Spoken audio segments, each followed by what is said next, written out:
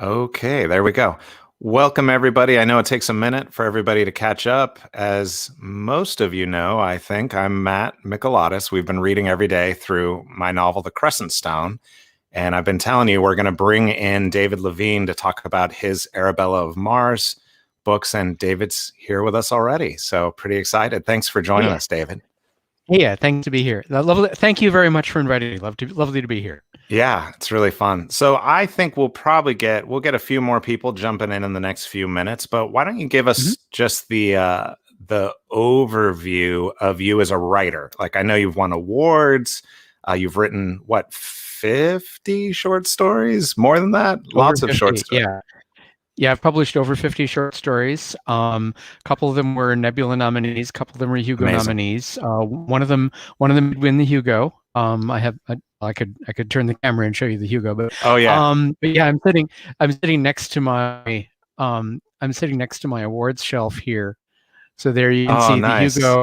the Hugo and the Nebula and the Endeavor Award and the James White Award. Wow. And the and some nomination certificates. So yeah, I've been extremely fortunate in my writing. I was a technical writer. I was writing science fiction in high school and college, like you do. And then when I got out of college, I found work as a technical writer. I worked as a technical writer for 20 years. And during that time, I didn't write any fiction at all. And then around about 2000, I went to Clarion West and I started writing fiction again. And I almost immediately began publishing. So I published about 4 or 5 stories a year. Wow. Since then, so it's coming up to 20 years. So in more recent years, I haven't published a lot of short fiction. As a matter of fact, I don't think I've published a single short story in the last 3 or 4 years. But I've been selling novels, and Arabella of Mars was the first one I sold, and there are 2 sequels. That's awesome. I wanted to ask you. Well, first I should say this: people are starting to come in and leave comments, letting us know they're there. Sarah's been following along this week with her kids. Hiya. We've got the Sims family has been watching. We're on their TV in Texas right now, and here's one of our Portland buddies who's with us also. Hello. So, yeah, these are all folks that have been watching all week, so that's fun. I know there's some more people out there who aren't leaving comments and things. But you guys be thinking of questions you have for David about publishing or his work or whatever you may have. I wanted to ask you about, so you're an award-winning short story writer, and then you make the transition to writing novels. Was that, it's a pretty, I mean, obviously there's some core skills that are the same as far as writing, but did the transformation in form give you trouble, or was that a pretty easy transition? It was harder than I had expected it to be. I thought I didn't start trying to write novels until I was already pretty darn successful as a short story writer. I mean, I already had a couple of major award nominations under my belt for short fiction before I started writing a novel. I go, okay, I'm an award-winning. I'm an award-winning writer. How hard can this be? And so the first novel that I finished was actually sitting on an editor's desk when I won the Hugo, and I met up with the editor right after I'd come down off the stage with the Hugo in my hand, and he said, "Hey, you'll be hearing from us," and I eventually did, and the answer was no. I wrote 4 novels before selling one. Really? And yeah, so basically, it's a whole different skill set, and although I thought that my first novel was pretty good and well worth well worth the purchase. The editors did not agree, and so I had to write. And I believe that the act of writing 3 unsold novels was a necessary condition for learning about the novel process to the point that I could write one that sold. That makes sense. And it's really disappointing. You put in all this work and I got great feedback on that first novel. A lot of people, editors and writers and people I really trust looked at that first novel and said, "Oh yeah, this is saleable," but it didn't happen to sell. And there's a lot of factors that go into whether or not a novel sells. And I think the same factors apply whether you're trying to sell it to an editor or trying to sell it to readers. It's got to land in the right place at the right time. It has to land in front of the editor or front of the reader when they are in a position to buy that particular kind of novel. Right. So I think those first 3 novels that didn't sell, there may be nothing wrong with them, but on the other hand, I know that I've learned a lot since I wrote those, and I can go on from there. So tell us about. Okay, I'll tell you my experience. This week I picked up Arabella of Mars, and I'm a writer, so I'm a little skeptical sometimes when I'm starting in on a new book. Now, I assumed you were a strong writer, right? Because I've seen you online, and I know you've won awards, right? So I opened the book, and by the end of the prologue, I was like, "Oh, this guy knows exactly what he's doing." Oh, thank you. I love this book. Like, I was having so much fun just a couple pages in that I was thrilled. I was like, "Oh my gosh, I can't believe David's going to come on and talk to us. This is amazing." And then, thank you. and I was telling David before we started, and I think I mentioned this yesterday on the live cast.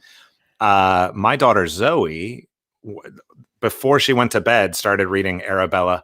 And she was like, "Oh, I'll just read a couple chapters." And then she stayed up till she was done, which is pretty amazing. That is very high praise. I thank you very much, and I thank her. So tell us a little bit about it. Tell us. So this was you wrote 3 novels that didn't get published, and then this is your Arabella of Mars is your first one, but it's part of a trilogy. Right. Well, it's the 4th one I wrote, the first one that sold, and then I wrote 2 sequels. Oh, okay. So you sold the one book individually and the other 2 came after, or were you already thinking probably 3 books when you started? Actually, that's an interesting business question. Okay. So I wrote Arabella. I wrote the book as a standalone. Okay. And the reason that I chose this particular idea out of my enormous file of ideas, because as I think most writers will tell you, the idea is the easy part. Right. That I picked this particular one because the first 3 books were all fairly hard science fiction. And at the time, and this is like 2010 to 2014, people were telling me as they turned them down, well, it's a good book, but science fiction just isn't selling right now. So many people told me science fiction just isn't selling right now. Now, I'm not sure that was actually true, but certainly people were saying that.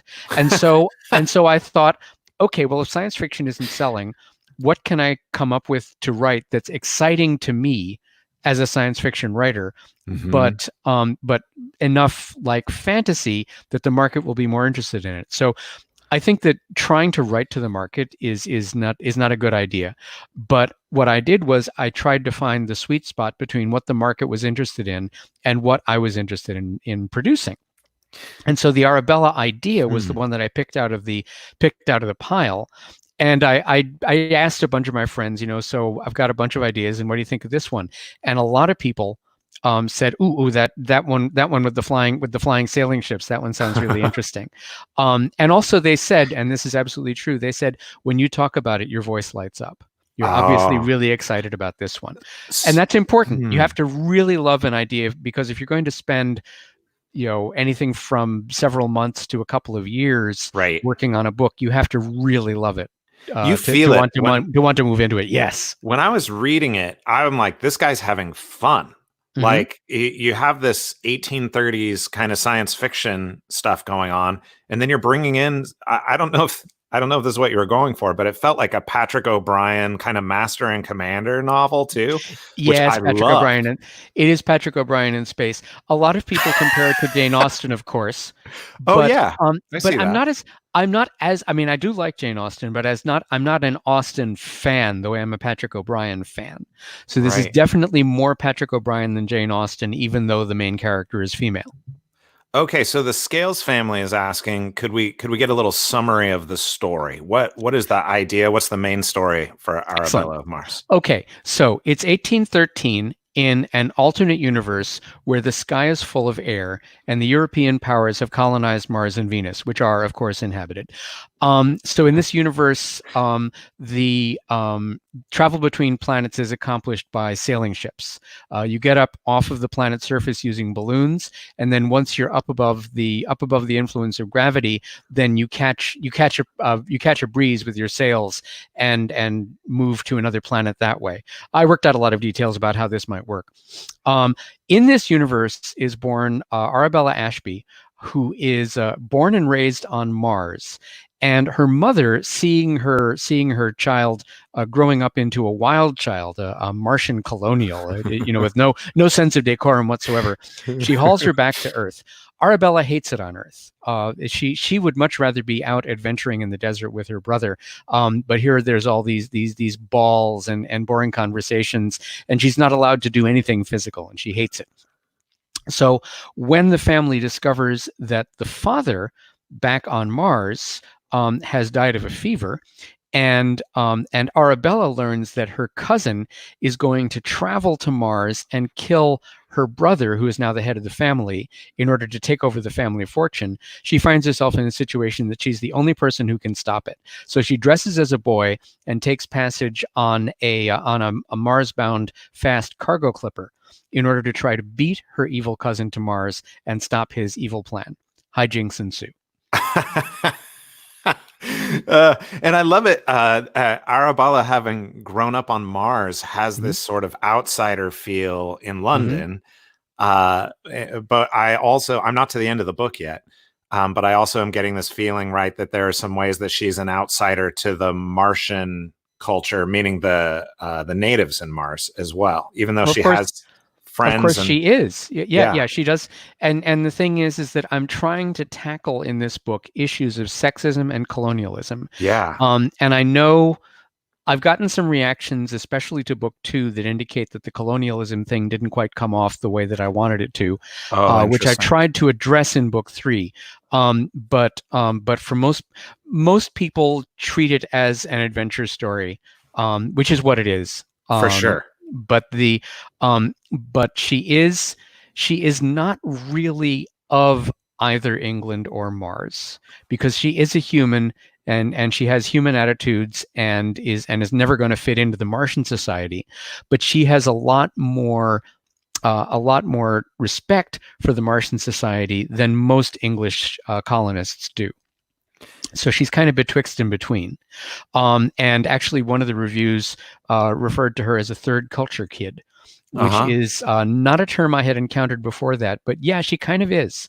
She kind of is. And one of the things that I gave her in order to compensate for, the life of a fictional character is never easy. They are stuck in a situation where everything goes as wrong as possible, as often as possible.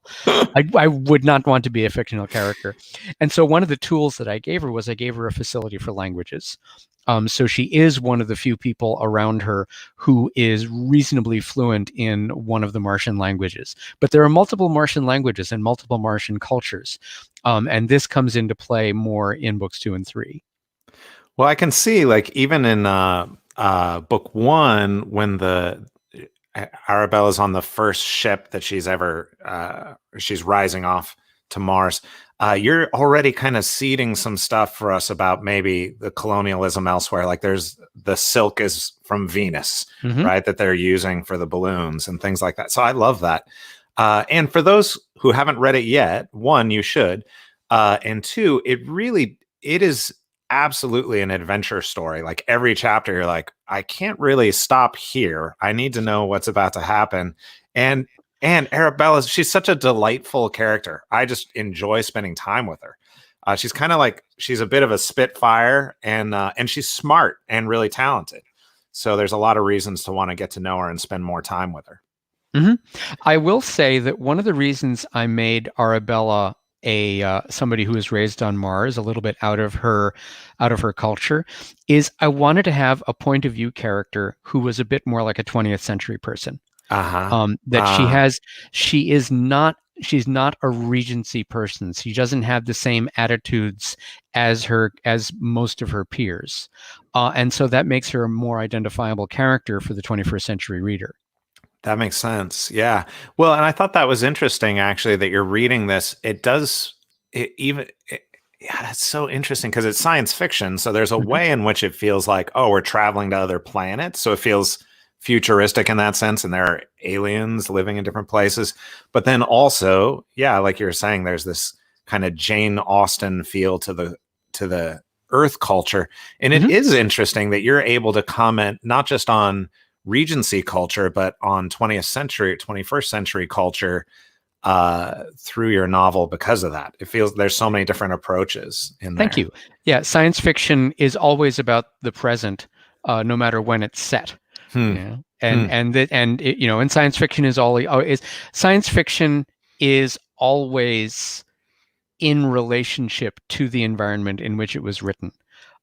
It's really fascinating to me to look at a book that I grew up with, Caves of Steel, for example, that was written in the 1950s, I think in the early 50s.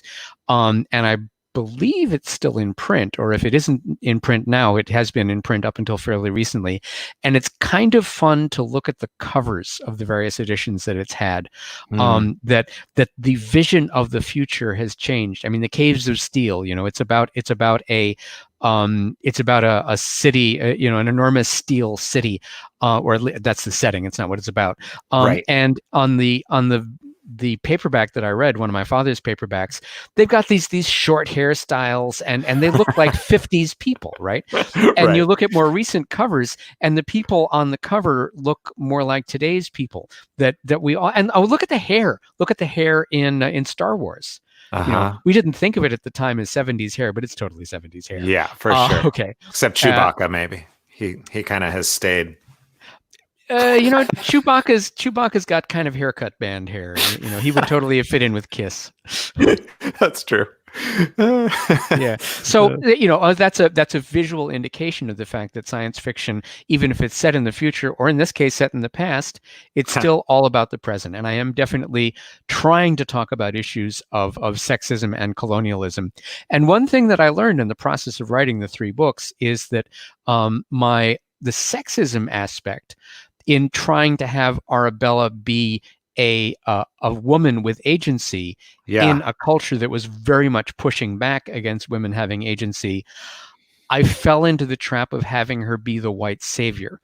So by focusing on her as a woman and trying to give her agency, I gave her more agency than the non-human characters, who of course are an analogy for foreigners. I gave her so much agency that she became a white savior, and I didn't give the Martians enough individuality and enough agency. So I tried to address that issue, and that was an issue that was called out in book 2, despite the fact that I was trying not to do that. I didn't succeed for all readers. So in book 3, I tried harder to make sure that the Martians were in charge of their own lives, because book 3 is about a Martian rebellion, and Arabella takes a part in the Martian rebellion. But I really did try to have her, although she's the viewpoint character, not to be the one person who is responsible for the Martians' victory. Oops, spoiler. What? Well, the title is Arabella, the Traitor of Mars, so that's a bit of a giveaway. She's going to win. Well, so there's a question. I've dealt with this with my trilogy too, where I have humans entering a fantasy world, and of course they become the heroes, right? Because they're the protagonists. But then you're like, well, are you taking something away from these other races and beings that are in the midst of this conflict? So how much of that has to do with sexism, race issues, and how much of it has to do with who you choose as your protagonist for the book? Well, they're related. As an author, as somebody who has been steeped in your own culture from the moment of your birth, I think all of us in this society are dealing with racism and sexism, even if we happen to be, female or non-binary or trans or people of color or disabled in some fashion, that we all have, or differently abled. We all have to deal with racism, sexism, ableism, and all those other isms, because we have them as part of our programming, no matter where we fall in that society. And so, my relationship to racism is very different as a white person than a black person's relationship to racism is, but we all have to deal with our racist society. So when you're writing a book, if you ignore racism and sexism, then you're standing up for the status quo. There's no such thing as a politically neutral piece of art. All art engages with culture and therefore engages with cultural issues. And if you don't choose to tackle those issues, then then if you don't say anything, then you're saying the status quo is okay. So you have to pick and choose. You have to decide how much attention am I going to pay to these issues in this particular work. Right. And some works are explicitly political and some works are only implicitly political. I tried to balance the politics with the entertainment. And honestly, if push came to shove, I would, if I had to choose between getting my message across and writing an entertaining story, I would totally write an entertaining story. But I tried to have this dinner that I cooked be as healthy as possible and still be tasty. That's great. Yeah. And I think it's interesting too. Like, it's hard. I think one of the, at least for me as an author, one of the things that's really scary is that sometimes my unexamined biases come out in my work and someone externally has to tell me, right? So like I had a Native American character in one of my books, and I gave him a name that was of a relatively famous in the Native community person, right? And one of my Native friends read it and said, if I wrote a book about white people and I named one of the characters Abraham Lincoln, how would that feel to you? And I was like, oh, well, that's a really great point. So, like actually change the name with that feedback. But if I didn't have a Native person reading it and telling me, that would have never occurred to me until it was out there, Yeah. And what happens is that there's the really stupid, insulting, racist mistakes. And a lot of us can spot those and get rid of those even, in the first draft or before the first draft. Okay. Then there are the less stupid, more subtle mistakes. And those are the mistakes that can be spotted by having a good first reader. Possibly, ideally a reader of the culture in question, but sometimes even somebody who's knowledgeable, even if they aren't a member of the culture, can spot, this is pretty problematic. Like I read something in this was at a writer's workshop. This was unpublished in draft, and the main character their characters were. She used the term gypsies. She called them space gypsies. I know enough about. I have a few friends who are Roma, and I know that term is considered extremely insulting. Right. And so I called her on it. I said, "Are you sure you want to be using this term?" And she said, "Oh yeah, I am. I am one. I have the right to use it." And I go, okay, So I have no idea what became of that book, but there are things that are so egregious that even people who aren't members of the culture can spot them. So that's the second level of mistake that you can spot and take care of. The third level of mistake is the kind of thing that only somebody who's actually a member of the culture will spot. And those you need a sensitivity reader to let you know that you've made that mistake and help you fix it. Yeah. And then there's the next level of mistakes, which is still more subtle. And this is where you start to get into different members of oppressed cultures can have different opinions. Like some people will say, I would never, ever want to read a book by a white man that includes a character of my ethnicity, or I would never read a book by a white man if the viewpoint character was of my ethnicity. And there may be differences of opinion within the community over what's okay and what's not. So there, you can go deeper and deeper and deeper and deeper and never get it 100% right, but you're obligated to try. Yeah, right. Yeah, that's right. And I think one of the beautiful things about literature and art in general is that it should be illuminating things about the human experience, including the reality that for all our differences, there are some core things that are very similar for all of us too. And getting to know those things that are different in the people around us and celebrating the things that are different as well as the things that are the same. Yeah. My attitude one of the early questions, before we had our modern, the more recent issues about diversity and representation, when I started reading and writing science fiction back in the 70s and 80s, the question was, the strong female character. Can a male writer really write a female character? Yeah. And my attitude toward writing female characters has always been to write all of my characters as though they were people. And that's a straightforward thing to say and a little bit harder to get right. Because my own ideas about how a woman's point of view differs from a man's point of view, I've had to be educated. I've made some pretty serious mistakes around. For example, around female characters' relationships to their bodies. I have done things that I thought were pretty darn enlightened, and then been told no. So Okay, I You think know, we you gotta ask looks the like we, person who owns one. looks like we have a question sort of on topic here, actually.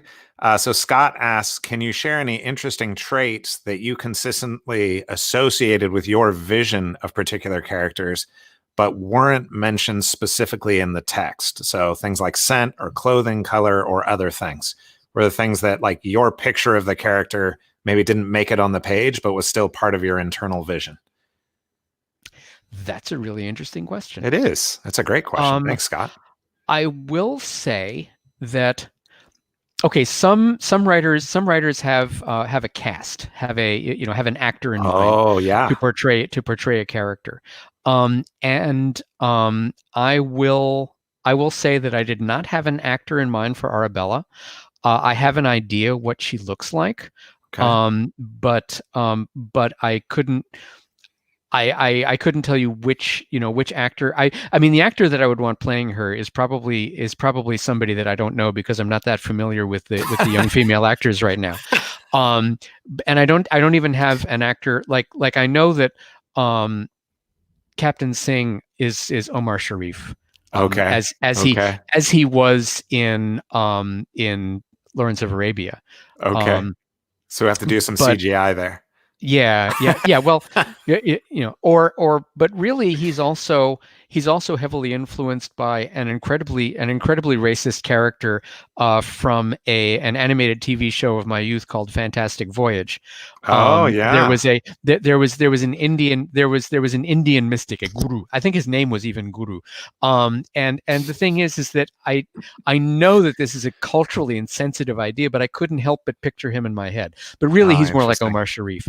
And so, yeah, I've got I have a lot of a lot of bad ideas baked into my head. When I was a kid, my favorite TV show was a puppet show called Stingray. Okay. And I rewatched it fairly recently, and the sexism in there is appalling.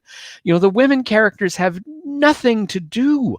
Yeah. But I had far too much of my idea about how men's and women's relationships should be delivered to me by sexist, simplistic stuff like that. So I need to be aware of these things that are going on inside my site and try and work against them. Yeah. But I acknowledge that they're still there. So David, I don't want to keep you all day, and there may Mhm. be a couple more questions that come in, but I Okay. wonder, are you able to tell us about what you're working on now? Like, I've already had a couple people have already said they're planning to read it. So here, this is Beth, but I call her Dr. Awesome. She's Mhm. saying that she and her husband are getting it to put in their classroom for the kids they teach.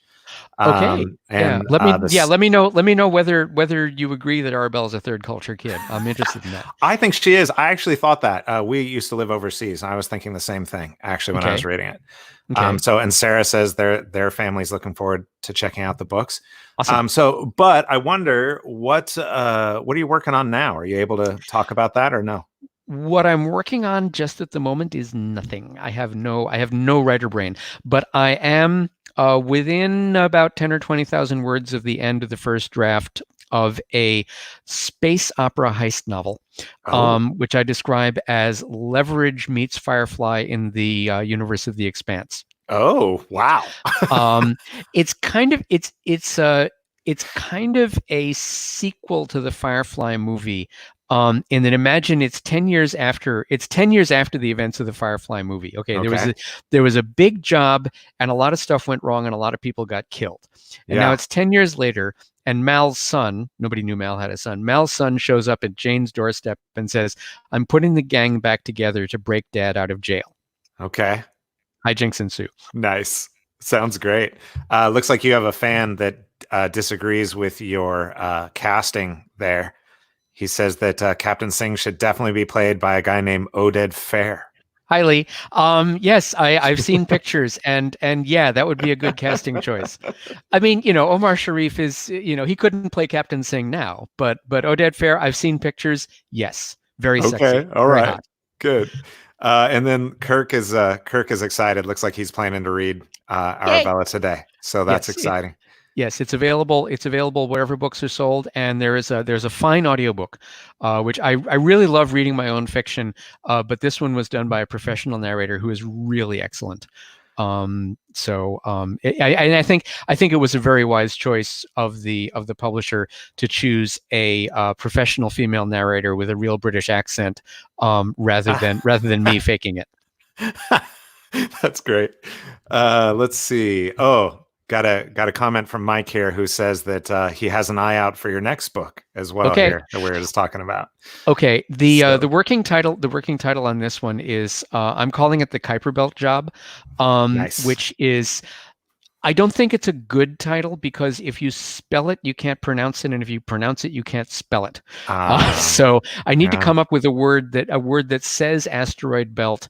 I mean, the asteroid belt job is kind of that's too generic, but that's that's what it is. It's a space opera heist novel. Awesome, love it. It's actually cascading heists. That's great. Okay, well, I think unless we get another question in here in the next couple of minutes, I think we're probably going to wrap up. So a couple reminders. Don't forget to like, comment, and subscribe. It's the best way to keep a hold of things and tell what's going on around here. Do go to David's website, please. It's David D. Levine. Make sure to get that D in there, or you might find some other random David. I don't know. Yeah, davidlevine.com. Davidlevine.com is actually for sale, and I've offered them a couple of bids, but they want way too much money for it. I have a terrible story I have to tell you now. One of my publishers set up a website for my name, mattmichelatis.com, and they did not renew it at some point. They just forgot. Oh, no.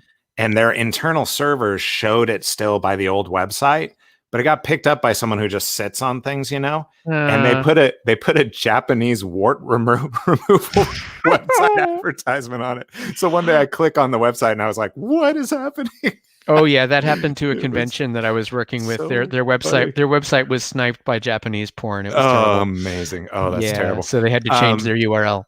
David's also pretty involved on Twitter. So if you're on Twitter, check him out there. Anywhere else, David, that we can find you online? Instagram, also David D. Levine. And I am on Facebook as David D. Levine. But I am much more active on Twitter than I am on Facebook. Okay, cool. And then, so next week on Monday, I'll start reading The Crescent Stone again. We'll do another 4 chapters. And next Friday, we're going to have young adult author Lori Langdon, who's the author of a book called Olivia Twist, which is a gender-flipped Oliver Twist, which is great. Yay. I think you guys will love it. Okay, I think Mike's going to get the final word here. He says that he knows how to spell asteroid belts there.